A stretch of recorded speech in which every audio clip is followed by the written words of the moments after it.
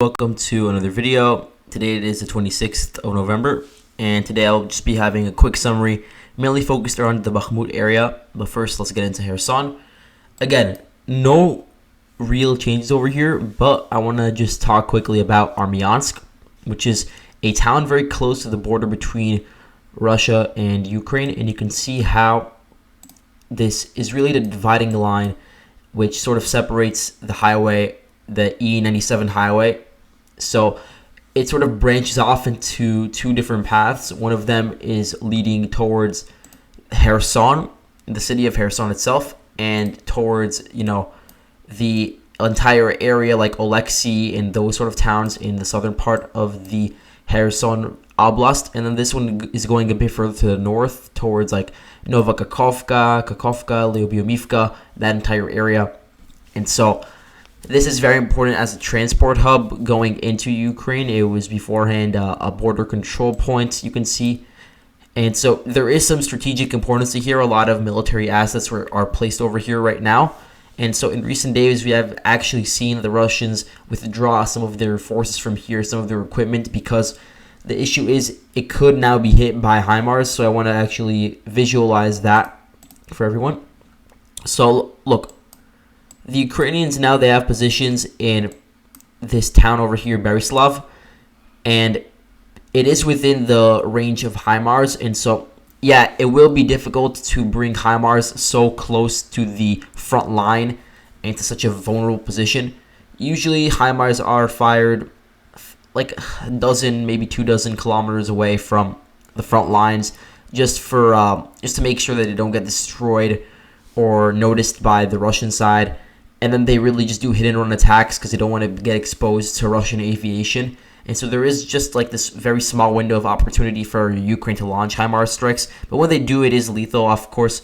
And so I don't know how much of a threat there is to the garrison in Armyansk or to the equipment there. But either way, Russia does see the threat that this poses. And they have been moving in some of their assets from Armyansk a bit inwards. So you're seeing them go along this highway towards Jankoy. And then in terms of the Russian assets in places like Chaplinka, which have been moved for the past 2 weeks or so, or from Rihorivka, this entire area, there aren't that many towns over here that are fortified or of note, but regardless, the ones such as Skadovsk, a lot of their assets are being moved towards the town of Henichesk. And Henichesk is technically now the regional capital of Kherson, according to the Russians, because there really aren't that many other large towns in Kherson that aren't very close to the front line. And so this is where the administrative capital is right now, temporarily. And you're also seeing a lot of military equipment being moved into this area right now. But yeah, just the reason I'm bringing this up is because I did read that the Russians, from the Russian side, that they had shot down a UAV over Armyansk. So clearly the Ukrainians are trying to probe into this area just to see what they can destroy. On to the situation in Opitny, Saitseve, and Mayorsk area. So, of course, we all know that Mayorsk is under Russian control, and since then they've been expanding their control gradually over its entire area, trying to take over all the positions east of the Mayorsk-Bakhmut highway. And so I have made adjustments to my map over here based on the mapping from Suryak Maps. He has some very good maps, probably the best in the entire field. And so I've just sort of emulated his because they seem to be correct. They're based around this bush line over here. And it does imply that the Ukrainians do still have positions to the east of the highway, but they really are minuscule and they have been pushed back in recent weeks. I would say that this is very understandable because Russia has been launching nonstop attacks in this direction, but the Ukrainians are very dug in. They're very fortified in these trenches because they've been built for years upon years. You can see even in this satellite imagery from Google Maps that a lot of these trenches are visible, especially the ones next to the highway. You can see that there are a lot of trenches on all directions, and then in the rear you have the vehicle revetments, and you also have the same thing over here with a lot of trenches on all sides. And then a few warehouses. And so, yeah, this place is very fortified, which is part of the reason why Russia hasn't been able to advance over here. But once they are able to dislodge the Ukrainian troops from their two final positions east of the highway, then from there they can actually advance towards Ozaryanivka, reach the train line, and actually take the town, and thereby being able to advance from the south towards Kordiumivka, which is another key town, which right now it's being said that it's being attacked by Russian forces from the east, although I haven't heard of much success in that direction. Now, in terms of the situation a bit to the south with Mayorsk, you do have the 3rd Brigade of the DPR over here. They were able to take Mayorsk, displacing the 1st Tank Brigade and some other Ukrainian units. Ukraine, as a result, have sent in a lot of their reinforcements towards this area from Kherson, or whether it be territorial defense units from Lviv or Kiev.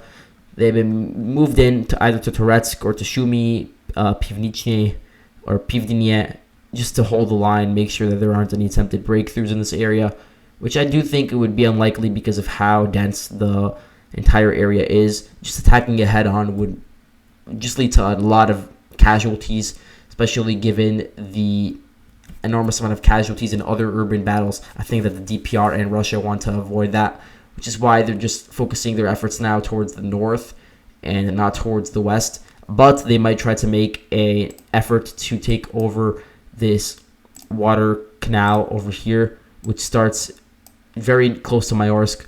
You have a few electrical substations over there, and this really is the waterway that gives the water supply to all the residents along the Donetsk River.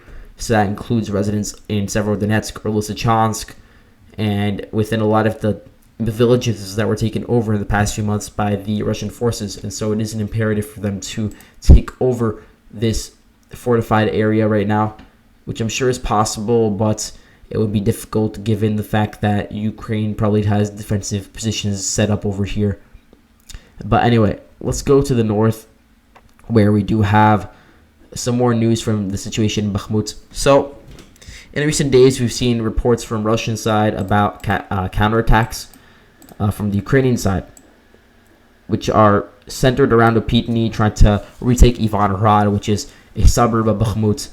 It seems as if these attacks have been unsuccessful, but they have nonetheless not waned. We're seeing a lot of these attacks, especially as a lot of reinforcements are being moved in by the Ukrainians. So, at least for now, it is just a back and forth, but the situation is still relatively static. We did see some changes to the north of Bakhmut, which I'm going to talk about now. We originally thought that the gas station was under Ukrainian control, or at least some sort of gray zone, but after Ukraine released some footage of them attacking Russian positions over here with their drones and dropping munitions on the positions over here, we now know that the gas station is under Russian control, which does imply that perhaps even some of the fields to the north, like this area over here or this area over here, are also under Russian control. And those are those positions at least are very close to Pithorodny, which is a northern suburb of Bakhmut. From the gas station to Pithorodny is only about a mile. And so, yeah, you could see probing attacks being launched towards this town over here, just to completely bypass Bakhmut. Besides that, really the situation has been static. Russia was not able to capitalize on their gains, specifically the garbage dump. They were not able to expand their reach. And so I think they're just going to dig in for the next few weeks as the situation is still muddy on the ground. It is very difficult for infantry to advance or for vehicles to be moved to far distances. And so it is really just degenerating into trench warfare, very reminiscent of World War I. Looks like photos from battles like Passchendaele or the Somme, Verdun. It looks exactly the same with these like ravaged trees, like burnt fields, just muddy terrain with a little bit of snow added on top. So yeah, the conditions are very bad over here for the troops. I would say that that both sides are not in possession of sufficient winter equipment. So you're going to see at least some troops on both sides dying of hypothermia or getting frostbite, which will mean that they can't really participate in ground operations because they need to move, obviously, with their feet. And so that's going to be a difficulty that they both have to surpass. I've seen a lot of crowdfunding and a lot of efforts online to help Ukrainian troops get some like good winter clothing or good winter boots. And so you're also going to see the Russian industrial sector, industrial base, try to mass produce this sort of winter equipment just to make sure they're well equipped, especially the mobilized units, for the upcoming winter campaign. So I want to describe for a second the situation in the trenches. There's a lot of mud there. You can see in a lot of the videos that have been permeating online. A lot of puddles, which are a lot of them are actually knee deep. So it's very, very annoying, especially if you have boots that are not waterproof. So the water gets in there. It's just incredibly messy, not sanitary at all, very cold. And so during the day, it rains very heavily, which just sort of makes any sort of offensive operations very difficult. And then at night, it is very cold, and they don't have good heating either side. So, yeah, the conditions are pretty miserable right there. Snow, it's pretty light at the moment. I've seen a lot of the photos of the mud on top of the trenches. I've seen some snow, but it's not enough to make any sort of difference. The ground hasn't been frozen yet, although it will probably within the next month or so. This is like really the prime condition for spreading diseases, because all of these troops, they're huddled together in these close areas. There's vermin around everywhere, probably like rats and mice and stuff like that running around. So it is possible that a lot of diseases are being spread to the people, especially given the unsanitary conditions. And yeah, that's it for Bakhmut. I will, of course, update if there's any changes, but there hasn't been much that I've noticed. So let's go now to the final part where I want to clarify something, which is Novoselivske. So remember my video yesterday, I said that it was fully under Russian control, and I have to retract that. It is actually still contested, which is my bad. I should have known that. But now we know this for sure, that it's contested because of this geolocated video of Russia and Novoselivske. This actually means that they are fighting over there, because we obviously heard gunfire. And so I would assume that the Ukrainians are not in the eastern part of it, because the Russians are already there. And they're probably not in the southern part as well. And so where could they be? The only place that makes sense would be the western part over here, like these agricultural buildings. They might be over here. That's probably where they're centered right now. And so the Russians, in recent days, just to clarify the situation, they've been just trying to push the Ukrainians out. So the Ukrainians were already in this area, and the Russians were the ones launching the offensive operation.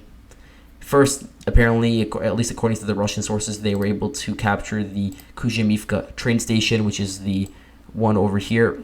And then from there, they actually entered the town itself. And the unit responsible for this is I think it is the 60th or 127th Motor Rifle Division, but I think that they use 127 and 60 interchangeably. But anyway, this is not meant to be some sort of new upcoming offensive. This is just to improve the tactical situation, to prevent any sort of breakthroughs by the Ukrainians towards Kuzhemivka, just to give the town some breathing space. In fact, the Russians have been building defensive lines just a lot further to the east. I would say about 10 miles or 11 miles away from the front lines. So these defensive fortifications, just to visualize this, I'll color it in. They are starting around the town of Pokrovsk over here, and it is really centered around this minor road, which goes further south to Svatove and to Kremina. And then the line really just ends around Novo Oleksandrivka. There's not a full... This line is not fully completed, I don't think. It is still under construction at the moment. But this seems like the rough sketch of what's going on. There might be some secondary or tertiary lines that are being built. And I have seen a lot of videos of those KAMAZ trucks being sent into northern Luhansk, places like Starobilsk, or even in Svatove itself, where you're seeing a lot of this equipment being unloaded. So specifically, you have Dragon's Teeth that are being built. This is to prevent a lot of the Ukrainian armor, tanks, vehicles, stuff like that from being able to penetrate into roads and advance deep in. You're also seeing a lot of these portable bunkers being moved in. Those were used in Kherson, and really they aren't that useful, to be honest, because they aren't made of the same sort of thickness as and the same materials as the ones from World War One. It's not the same bunkers. These ones are portable, so just being moved around like any other material. And I have seen photos of them just being destroyed by man pads. So no, it's not the best, but it could probably stop any sort of incoming Ukrainian attack when combined with the other defensive fortifications, like the trenches that are being built, like the vehicle revetments that are being set up next to those trenches, and the fact that the Russians are utilizing the local geography to their advantage. So you can see this entire area around Svatove, around the Krasna River, all these like towns along this line. Those are on a very low elevation, so it is pretty smart of the Russians to build it to the east. So if the Ukrainians are in control of Svatove, they would not have the high ground anymore, and so they could have artillery fired on them. They would have to be fighting upwards into these ditches that are already just geographically in place, so the Russians don't have to do as much work digging and building the fortifications. So yeah, they are relying on the local geography, which is pretty rugged, which does make any sort of breakthroughs with tanks or with cars difficult. And so it is possible that they're able to hold the line just enough until the Ukrainians completely burn out, and then from there we just have a stalemate, just like we've had for the past month or so in this entire sector. So yeah, that's all I have to say for today. Thank you all for watching, and I'll see you guys later.